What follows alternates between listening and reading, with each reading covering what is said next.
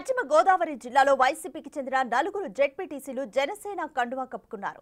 చింతలపూడి, తాడేపల్లిగూడెం, అత్తిలి, పెరవలికి చెందిన జెడ్పీటీసీలకు పార్టీ కండువా కప్పి పవన్ కళ్యాణ్ పార్టీలోకి ఆహ్వానించారు.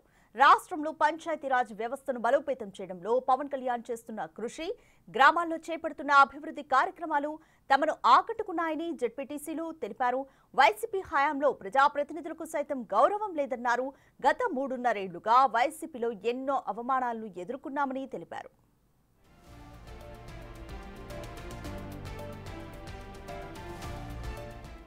మరోవైపు ఆర్యవైశ్య ప్రముఖులు కూడా పవన్ కళ్యాణ్ సమక్షంలో జనసేన పార్టీలో చేరారు. రాష్ట్ర ఆర్యవైశ్య అధ్యక్షులు పెనుగొండ సుబ్బారాయుడు, వైశ్య సత్ర సముదాయం అధ్యక్షులు దేవకి వెంకటేశ్వర్లు, కాశీ అన్నపూర్ణ చౌల్ట్రీస్ అధ్యక్షులు భవరాశి శ్రీనివాసులకు పార్టీ కండువా కప్పి పవన్ కళ్యాణ్ పార్టీలోకి ఆహ్వానించారు.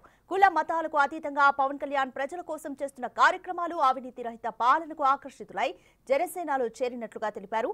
పవన్ కళ్యాణ్ ఆలోచనలు, సిద్ధాంతాలు రాష్ట్ర బంగారు భవిష్యత్తుకు బాటలు వేస్తాయని ఆర్య వైశ్య ప్రతినిధులు ఆశాభావం వ్యక్తం చేశారు.